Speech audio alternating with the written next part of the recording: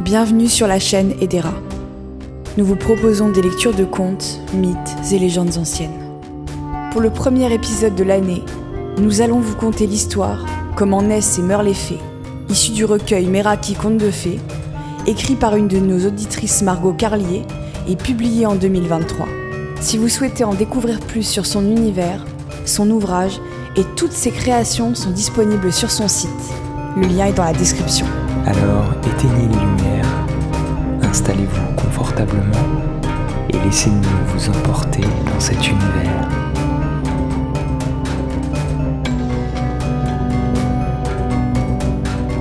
Pour une meilleure immersion, je vous conseille d'écouter cette histoire munie d'un casque ou d'écouteurs. Il était une fois une vallée encerclée par 2 chaînes de montagnes où fleurissaient des champs de roses à perte de vue. Et si ces roses avaient le parfum le plus délicat que l'on puisse sentir, il était formellement interdit à quiconque de les couper sous peine de mort. En effet, même s'il eût été facile d'en faire commerce, ces fleurs avaient une valeur bien plus grande que l'argent. On racontait qu'elles avaient le pouvoir d'exaucer les vœux. Chaque année, le roi donnait dans cette vallée une grande fête pour célébrer le premier jour du printemps. Les habitants du royaume s'y pressaient en masse et apportaient avec eux leurs plus beaux rubans. Mais assister aux festivités se méritait. Les villageois devaient d'abord gravir les montagnes, naviguer parmi les éboulements et terrains glissants, et risquer de rencontrer les ours et les loups qui vivaient dans la région. S'ils étaient cependant aussi nombreux à entreprendre ce périlleux voyage, c'est parce que tous nourrissaient l'espoir de voir leurs rêves se réaliser. Pour certains, il s'agissait de bonnes récoltes, pour d'autres, l'amour d'une femme ou encore de la guérison d'un proche. Chacun avait une bonne raison de risquer sa vie pour se rendre dans la vallée des roses. Pour ceux qui réussissaient la traversée, la récompense était assurée. Les pèlerins devaient alors choisir une seule rose, et lui offrir un ruban en guise de présent, en l'accrochant à la tige de la fleur avec 3 nœuds. En bouclant chacun de ces nœuds, il chuchotait un souhait au creux de la rose, et lorsqu'était venu le temps pour un nœud de se dénouer, le vœu auquel il correspondait se réalisait. La légende disait que c'étaient les fées qui exauçaient ces vœux, et que lorsque leur travail était terminé, elles conservaient les rubans pour lesquels elles avaient travaillé si dur.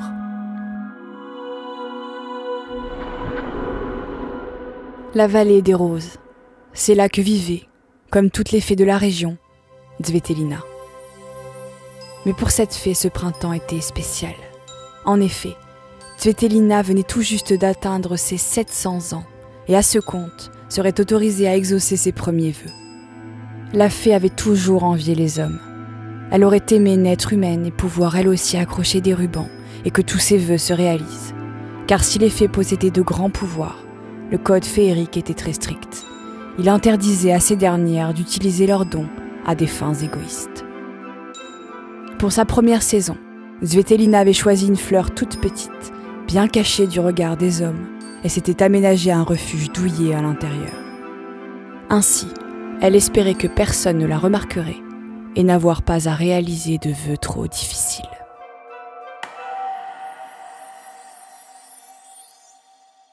Pour le prince Todor aussi, ce printemps était particulier. Son père, blessé au cours d'une bataille, n'avait pu faire le voyage et avait chargé son fils de présider aux festivités. Après un bref discours et avoir distribué de la nourriture à tous les pèlerins, le prince déclara l'ouverture de la cérémonie des vœux. Tous se pressèrent alors parmi les roses pour choisir la plus belle, la plus grosse, la plus chanceuse. C'étaient désormais des centaines de rubans aux multiples couleurs qui volaient au-dessus des champs. Le prince, n'étant pas très friand de la foule, se retira pour marcher seul aux confins de la vallée. Il n'avait pas apporté de ruban. C'est une tradition pour les bigotes, disait-il toujours. Les fées n'existent pas. Il s'installa un instant parmi les fleurs et remarqua cette toute petite rose, bien cachée en dessous du rosier, à peine éclose. Tu commences tout juste à vivre que déjà tu t'exposes à des responsabilités. C'est ce qui m'attend, moi aussi, en tant qu'héritier du royaume. Peut-être peux-tu m'y aider ? Après tout. Todor saisit son épée et découpa une lanière du tissu de sa chemise. Il entoura la petite rose et murmura tout près de ses pétales. Je souhaite que les habitants de mon royaume soient heureux et gouvernés par un roi juste et bon. Il boucla un premier nœud. Je souhaite rencontrer une femme qui m'aimera autant que je l'aimerai et faire d'elle ma reine. Il boucla un deuxième nœud. Je souhaite que nous donnions naissance à un héritier honnête et digne de gouverner après moi notre royaume. Il boucla un troisième nœud. Le prince noua solidement le linge autour de la tige sans vraiment y croire. Il regarda un dernier instant la rose et s'en alla.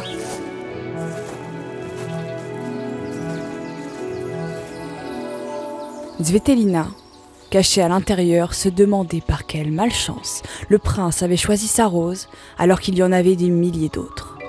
À cette hauteur, si quelqu'un avait eu la mauvaise idée de la choisir pour exaucer des vœux, cela aurait dû être un enfant, qui lui aurait demandé un petit chat ou des friandises, mais pas le prince. De retour au château, Todor retrouva le roi Vasile toujours occupé à terroriser ses sujets. Ah, mon fils, enfin de retour. Qu'est-ce qui vous a pris tout ce temps? Avez-vous même été capable d'atteindre la vallée des roses, peu débrouillard comme vous êtes? Oui, père. J'ai fait comme vous l'aviez demandé. Ce serait bien la première fois que vous seriez apte à faire quoi que ce soit. Viendriez-vous au pendaison cet après-midi? Cela promet d'être distrayant. Non, père. Qui condamne-t-on? Des paysans qui n'ont pas payé l'impôt. Les récoltes de l'an passé ont été mauvaises et ils n'ont pas de quoi manger, soi-disant. Comme si cela pouvait me concerner. Todor avait décidément peu d'espoir que son premier vœu se réalise et de voir son père changer. Il ignorait cependant que ses prières avaient été entendues et que Zvetelina l'avait suivi jusqu'au château. La fée ne s'était encore jamais aventurée aussi loin de chez elle et devait s'assurer de ne pas être remarquée. Même si Zvetelina avait été une élève très assidue au cours de magie, ces 700 dernières années, elle manquait cruellement de pratique et ne faisait pas confiance à ses dons. Elle avait beau chercher dans l'encyclopédie des sortilèges, mais en vain. Il n'y avait pas de potion pour rendre les rois justes et bons. Aussi, elle décida de suivre Vasile, place des pendaisons, pour mieux cerner l'étendue de sa mission. Le roi s'installa confortablement sur son trône, pendant que les condamnés prenaient place et que le bourreau leur avait passé la corde au cou. Quels sont vos derniers mots? Sire, pitié, nous vous donnerons le double de grains l'an prochain. Certains d'entre nous ont fait le chemin jusqu'à la vallée des roses pour demander de bonnes récoltes. Si nous avions encore quelque chose, nous vous le donnerions, sire, mais les réserves sont vides, il faut nous croire. Oh, je vous crois, mais je n'ai rien d'autre à faire de distrayant aujourd'hui. Bourreau, pendez-les! Zvetelina regardait les corps de ces pauvres hommes se balancer dans le vide, en se désolant de ne pouvoir intervenir. Cela lui aurait été facile pourtant, mais il lui était interdit de ramener les morts à la vie, comme de tuer les vivants. Encore une règle du code féerique. Cependant, Zvetelina avait au cours des siècles appris comment contourner les règles. Aussi, elle eut cette idée. Puisqu'elle devait donner un roi bon et juste au royaume, et qu'il n'y avait aucun espoir que Vasile devienne un jour cet homme, elle allait mettre Todor sur le trône. Pour cela, elle devrait d'abord se débarrasser du vieux roi. La fée vola jusqu'à la forêt la plus proche, en quête de quelques herbes judicieusement choisies, puis s'en retourna au château, attendre l'heure du souper. Les serviteurs dressèrent bientôt la table au bout de laquelle se tenait le trône. Avant que les convives ne fassent leur entrée, Zvetelina déversa les herbes dans le verre du roi et s'installa sur le chandelier pour ne rien manquer du spectacle. Vasile et sa cour ne tardèrent pas à prendre place. Du vin et des mets tous plus impétissants les uns que les autres furent servis. Le roi leva son verre. « Au pendu !» s'exclama-t-il d'un air goguenard. Mais Vasile se sentit bientôt fébrile. « Qu'avez-vous, père? Vous sentez-vous mal? » Oh, cessez de vous faire du moron comme une jouvencelle, mon fils. Et vous n'avez vraiment pas l'air bien, père. Permettez que je vous fasse escorter jusqu'à vos appartements. Laissez-moi plutôt respirer un peu, dit le roi en sortant. Vasile fit quelques pas à l'extérieur du château pour se rafraîchir. Sa tête tournait, la fièvre le faisait délirer. Le roi voyait partout des ombres qui l'épiaient dans l'obscurité. « Laissez-moi » criait-il en fendant l'air de son épée. Il avait beau s'enfuir et courir à travers les rues de la ville, il ne pouvait leur échapper. Lorsqu'il arriva à place des pendaisons, tout redevint soudain calme. Les ombres s'évanouirent et même les morts que l'on avait perdus plus tôt avaient eu la bienséance de se retirer. Les cordes aussi avaient disparu, À leur place, c'était maintenant de somptueux colliers qui scintillaient dans les airs au-dessus de l'échafaud. « Viens, vas-y, viens, nous t'attendions » l'appelait-il. Le roi s'approcha et monta sur la plateforme pour admirer de plus près les joyaux. Ils étaient sertis de diamants et de rubis gros comme le poing. Vasile passa l'un des colliers autour de son cou. Il était digne d'un roi. Pendant ce temps, le prince s'inquiétait de ne pas voir son père revenir. « Je pars à sa recherche. » déclara Todor. « Qui est avec moi ?» Mais aucun convive ne se manifesta. « Garde, vous m'accompagnerez. » ordonna-t-il. Le prince s'aventura dans le dédale des ruelles et marcha de longues minutes, jusqu'à ce qu'un cri retentisse dans la nuit. Cela vient de la place des pendaisons. Une fois sur place, un villageois se jeta à ses pieds. « Je n'y suis pour rien, mon prince. Je l'ai trouvé comme ça. Je n'y suis pour rien, je vous le jure. » « De quoi parles-tu » l'interrogea Todor. L'homme ne répondit pas. Le prince vit alors la potence soutenant la corde au bout de laquelle pendait Vasile. Les gardes le détachèrent aussitôt, et Todor se précipita auprès de son père. « Le roi est mort. Ramenons-le au château. » Les jours qui suivirent, Todor organisa les obsèques du roi. Il avait à cœur de laisser une bonne image de Vasile, celle que lui-même avait conservée, d'un père aimant, lui apprenant à manier l'épée lorsqu'il était encore enfant. C'est ce roi qu'il aurait voulu que son père soit pour son peuple. Mais le roi était mort, et c'était maintenant au tour de Todor de monter sur le trône. Une fois Vasile enterré, le couronnement pouvait enfin avoir lieu. Le peuple, qui avait vu naître le prince, se réjouissait de cette nouvelle ère. Il connaissait bien le garçon et plaçait en lui de grands espoirs d'un avenir meilleur. Par la volonté de notre Seigneur, toi, Todor, reçois aujourd'hui cette couronne pour devenir roi en son nom, garant de la justice et protecteur de ton peuple, dit-il en déposant la couronne sur sa tête avant d'ajouter tout bas. Que Dieu te garde, mon enfant. Tâche de faire mieux que ton père. À la sortie de l'église, le nouveau roi fut accueilli par les cris de joie de ses sujets. Vive le roi Todor! Glorifiez au roi Todor! Dvetelina, perché au sommet du clocher, n'avait rien manqué de la scène et se félicitait de son premier succès. Pas mal pour une novice, se dit-elle. Pendant que Todor apprenait à remplir ses nouvelles fonctions, Dvetelina ne chômait pas non plus. La fée parcourait le royaume afin de lui trouver une épouse et s'arrêtait dans chaque maison de chaque village pour être sûre de n'oublier personne. Mais Dvetelina n'était jamais satisfaite. L'une était trop feignante, une autre trop égoïste, ou bien pas assez forte pour aider un roi à diriger un royaume.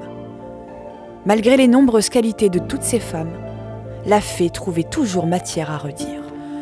« Il faut vraiment tout faire soi-même », conclut-elle avant de reprendre la route du château. Un soir, alors que le roi se promenait dans les jardins, une jeune femme apparut. Todor ne l'avait pas vue arriver. Elle semblait être sortie de nulle part et avoir échappé à la vigilance des gardes. Vous êtes perdue, mademoiselle ? Je l'ignore, votre majesté, mais vous m'avez trouvée. Que faites-vous dehors si tard ? Oh, je suis en voyage et cherchais un endroit où passer la nuit. M'offririez-vous l'hospitalité ? Le roi considéra un instant cette étrangère. Si sa présence dans les jardins au milieu de la nuit ne le heurtait vraisemblablement pas, il fut immédiatement conquis par son mystère. La jeune femme marchait d'un pas si léger qu'elle semblait voler. Elle sentait bon, divinement bon, un parfum doux et profond qui vous envoûte et vous transporte, là où vous ne retrouverez plus votre chemin. Sa robe était faite d'une matière que le monde n'avait encore jamais vue, comme si elle était drapée de pétales de rose. Je vous en prie, mademoiselle, restez. Mais dites-moi, quel est votre nom ? Dvetelina. Le lendemain matin, Todor envoya un valet de chambre quérir son invité. C'est le roi, mademoiselle. Il vous réclame et vous fait dire qu'il a une surprise pour vous. Todor était assis seul à la table du petit déjeuner. Son visage s'illumina lorsqu'il aperçut Dvetelina. Il se précipita à sa rencontre. Venez manger. Je requiers aujourd'hui toute votre énergie.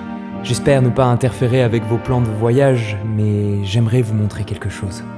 Une fois les chevaux scellés, Todor et Dvetelina se mirent en route. Ils traversèrent la ville et ses faubourgs avant de s'engager dans la forêt et cheminèrent ainsi côte à côte de longues heures. Dites-moi, Svetelina, n'est-ce pas dangereux pour une jeune femme de voyager seule sans escorte? Vos parents vous laissent ainsi partir? Je n'ai pas de parents, Todor. Ah, alors vous êtes comme moi. Quand les avez-vous perdus? Je ne les ai jamais connus. Svetelina n'en dit pas plus. Comment expliquer au roi que les fées ne naissent pas comme les hommes?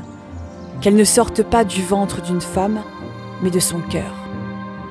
Pour les hommes, les choses sont si simples. Deux êtres se rencontrent, se plaisent, et la nature leur permet de donner naissance à d'autres hommes. Mais la naissance d'une fée est bien différente, bien plus rare. Il faut qu'une femme aime d'un amour vrai, d'un amour sincère, pur et véritable. Cela ne marche pas avec les amours petits, égoïstes ou méchants. Non, il faut que son amour soit immense. Alors, lorsque l'objet de son amour lui retirera le sien, son cœur se brisera, ses espoirs et ses certitudes que rien n'était impossible s'envoleront pour laisser place au doute et au chagrin. Et l'amour meurtri qui vivait là n'aura nulle part où aller. Chaque goutte d'espoir qui s'échappe de ce cœur brisé, c'est une petite fée qui naît et qui porte en elle cette foi que tout sera beau et bon. Elle porte cet espoir de vie, cet espoir d'amour, mais elle le transforme en quelque chose qui n'appartient plus au monde des hommes, en quelque chose de magique. Les hommes meurent, mais pas leur amour. Le véritable amour ne meurt jamais. Il se mue pour pouvoir survivre, pour résister au temps, au changement et pour se transmettre. Il prendra 1001 formes s'il le faut, car il s'obstine et refuse de disparaître. Nous sommes arrivés, dit Todor. Il se trouvait désormais devant une petite chapelle en pierre, perdue au milieu de la forêt. Où sommes-nous? Auprès de ma mère. Elle repose ici. Venez. Il n'y avait dans l'édifice aucune stèle, aucun banc, pas la moindre croix. La sépulture était si simple qu'on avait peine à croire qu'il s'agissait du tombeau d'une reine.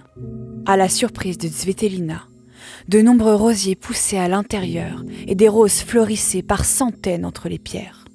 Avant ma naissance, mes parents sont allés jusqu'à la vallée des roses pour demander aux fées de leur accorder un fils. Leur vœu a été exaucé, et ma mère s'est prise d'une telle affection pour cette fleur que mon père a contourné sa propre loi après sa mort, en faisant planter des roses ici. Cet endroit est toujours resté caché. C'était notre jardin secret. Un hiver, elle est tombée malade, et puis subitement elle est morte. Mon père ne s'en est jamais remis. Lui qui était si joyeux avant, si aimable, s'est muré dans sa douleur en emportant tous ceux qui s'approchaient de lui dans le néant qu'il habitait. Ma présence lui est devenue particulièrement insupportable. En me regardant, c'est elle qu'il voyait, ses yeux, son sourire. J'ai prié, vous savez. Pendant des années, j'ai demandé aux roses de nous la rendre. Vous voyez, les roses n'y sont pour rien. Elles n'exaucent pas les vœux. C'était son destin de mourir, et personne ne peut lutter contre son destin. Svetelina se sentait maintenant terriblement coupable d'avoir enlevé au jeune roi le seul parent qui lui restait. Elle avait cru bien faire pour Todor, pour son peuple, mais elle n'avait rien compris. En réalité, il n'avait rien souhaité d'autre que de retrouver son père, l'homme bon qu'il avait connu et auquel il ne pouvait en vouloir, car il partageait sa peine. Mais c'était trop tard. Elle l'avait privé de sa seule famille et devrait vivre avec ce fardeau. Todor s'agenouilla devant le tombeau de sa mère et pria.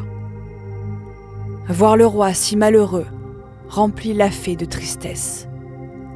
Elle l'imita et ils restèrent ainsi un moment en silence. Parfois, les mots n'apportent rien. L'après-midi était déjà bien avancé. Il leur restait un long chemin à parcourir pour retourner au château. Svetelina regarda une dernière fois les fleurs.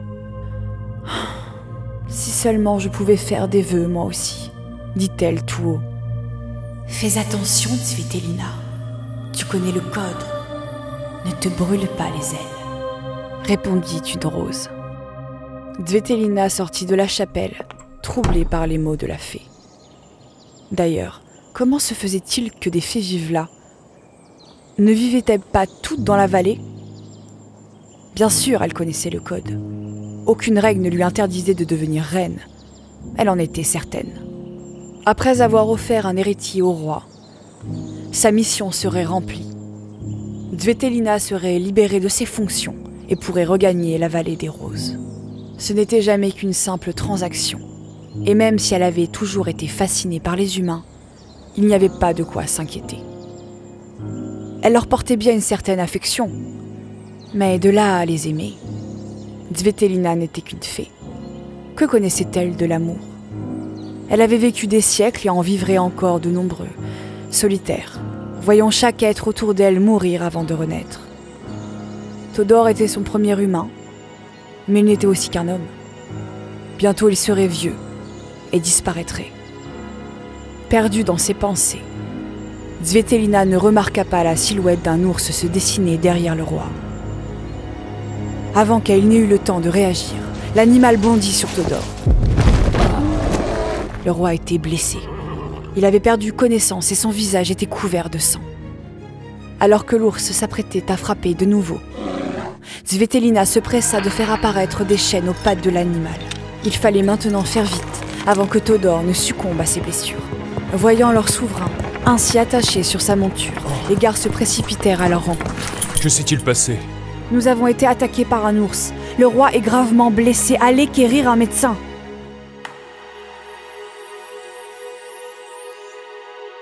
Dvetelina attendait le verdict pendant des heures qui lui paraissaient interminables.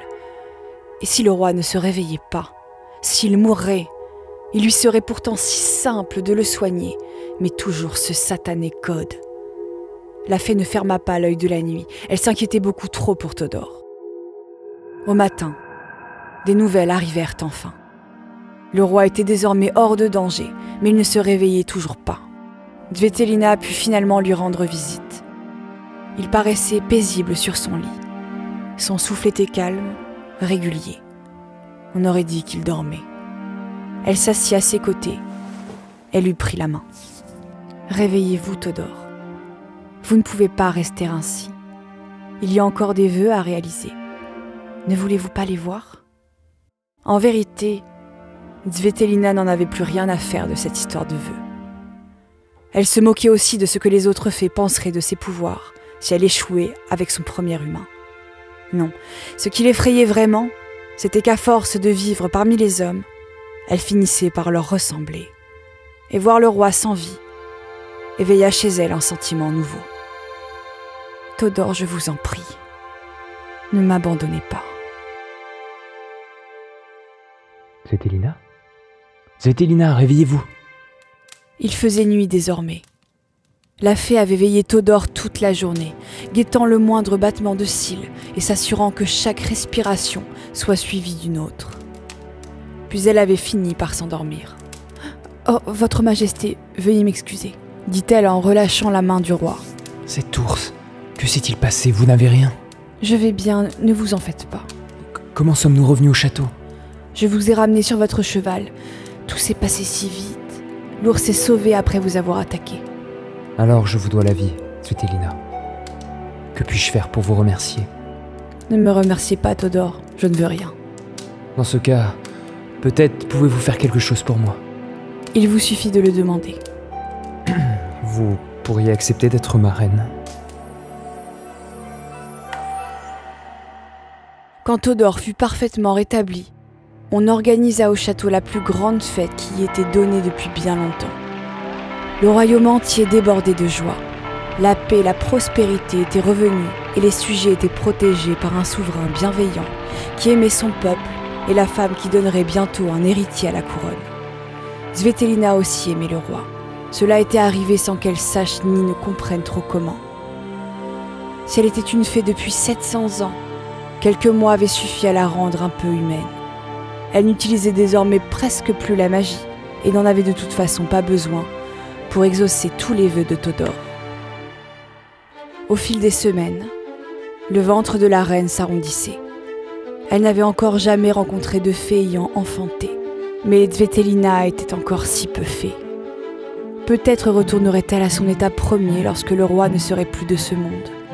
Mais pour le moment, elle préférait ne pas y penser. Les siècles passés lui avaient semblé bien longs, et l'éternité le serait encore plus dans un monde où Todor ne serait plus. Pour l'heure, Tsvetelina avait de toute façon d'autres tourments. Elle craignait de ne pas être une bonne mère, de ne pas savoir aimer son enfant, elle qui n'avait jamais eu de parents. Une nuit, la reine fut prise de violentes douleurs dans le ventre. Le travail avait commencé. On apporta de l'eau et des serviettes dans la chambre où Tsvetelina s'apprêtait à donner la vie. Et la nouvelle fut donnée dans tout le royaume que l'héritier serait bientôt là. Les sujets se pressèrent aux portes du château pour apercevoir les premiers, le futur prince. Après de longues heures à sentir son corps s'ouvrir et se déchirer pour donner la vie à ce petit être, des larmes de joie remplacèrent les larmes de douleur sur les joues de Tsvetelina. « C'est une fille », dit la sage-femme. La reine serrait son enfant dans ses bras. Elle n'avait jamais rien vu de plus beau, de plus magique dans tout l'univers que ce petit être qui agrippait son doigt et buvait à son sein. « Je te donnerai un fils une autre fois », dit-elle à son époux. Ne t'inquiète pas de cela. Elle est parfaite. Comment va-t-on l'appeler? Nous l'appellerons Rosa.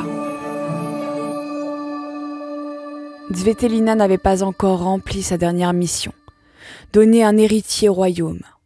Mais cela lui importait peu. Le roi et la reine nageaient dans le bonheur de voir leur fille grandir, sourire et jouer. Rien n'aurait pu ternir cette joie, si ce n'était la santé de la reine. Cela avait commencé comme rien, une fatigue passagère, quelques malaises. Mais au fil du temps, son état se dégradait. Tsvetelina regardait sa fille jouer dans son berceau, mais elle n'avait plus la force de quitter son lit pour la prendre dans ses bras. Le roi avait dépêché tous les plus grands guérisseurs du royaume à son chevet, mais les symptômes de la reine les laissaient perplexes. Personne ne connaissait le mal dont elle souffrait. Todor passait la plus grande partie de ses journées au chevet de sa femme. Ne nous laisse pas, Tsvetelina. Quel que soit le mal qui t'habite, nous finirons bien par trouver un remède. Ta fille a besoin de toi. J'ai besoin de toi. Un jour où Tsvetelina était au plus mal, une femme se présenta au château en affirmant savoir de quoi souffrait la reine. Le roi se montra d'abord méfiant à l'égard de cette étrangère, vêtue de milliers de rubans. Elle fait certainement partie du peuple des Bohémiens, pensa-t-il. Certains leur prêtent des pouvoirs de guérison. Prêt à tout pour sauver son épouse, Todor invita la femme dans sa demeure. Quel est votre nom? Martha, votre majesté. Si vous pouvez guérir la reine, que demandez-vous en retour? Je n'ai pas dit que je pouvais la guérir, mais que je savais de quoi elle souffrait. Elle seule peut trouver la guérison.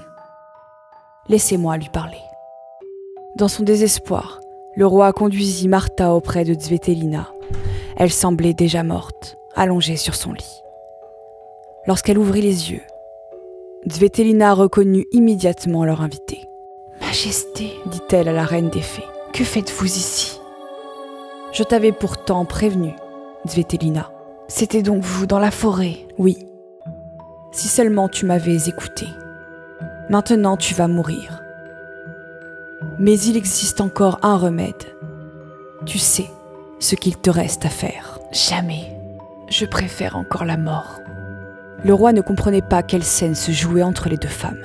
« Tsvetelina, tu connais donc cette étrangère ?»« Il est temps que tu saches, Todor, qui je suis réellement.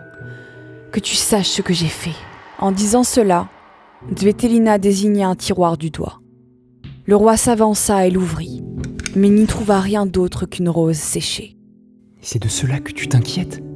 Tsvetelina, ce n'est qu'une rose, tu n'as rien fait de mal.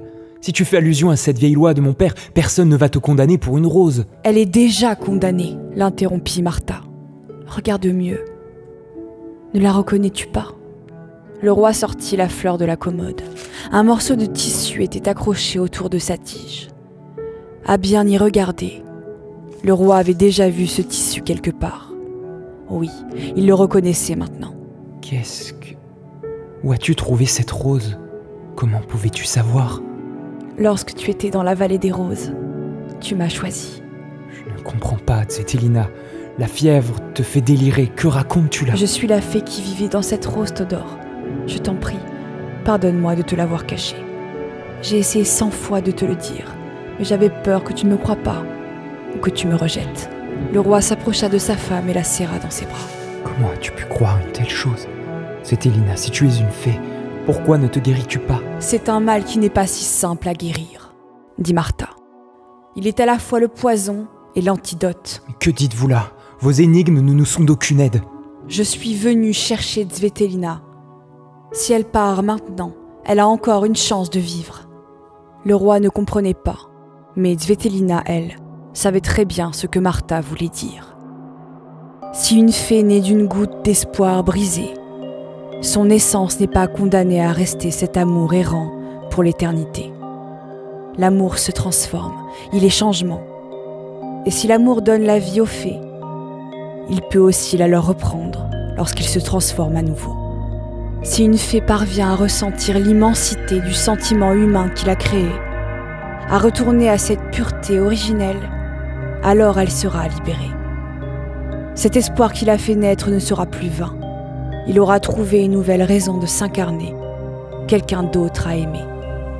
Tsvetelina aimait Todor, certes, mais depuis la naissance de Rosa, quelque chose avait changé en elle. Ce petit être était ce qu'elle avait de plus précieux au monde, plus précieux que sa magie ou qu'un royaume, plus précieux même que sa propre vie. C'est pourquoi les fées ne s'approchent jamais trop des humains. C'est beaucoup trop dangereux, expliqua Martha. Si tu pars avec moi maintenant, tu as encore une chance de vivre. Avec le temps, tu l'oublieras. Mais il faut faire vite. Majesté, si vous pouviez ressentir ce que je ressens, alors vous sauriez que ce dont vous parlez est chose impossible.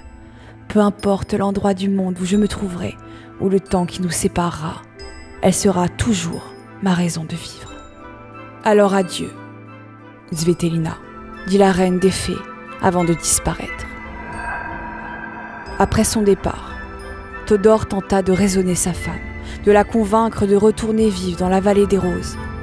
Mais la raison n'a pas d'argument contre l'amour.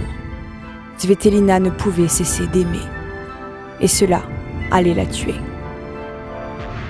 Ce soir-là, la reine demanda à son époux de lui donner son bébé et s'endormit en serrant la petite Rosa dans ses bras. Le roi, ne quittant plus sa femme un instant, s'endormit à leur côté. Lorsqu'il fut réveillé par la lumière du jour qui perçait par la fenêtre, Todor découvrit sa fille jouant près de lui, au milieu d'une centaine de pétales de roses.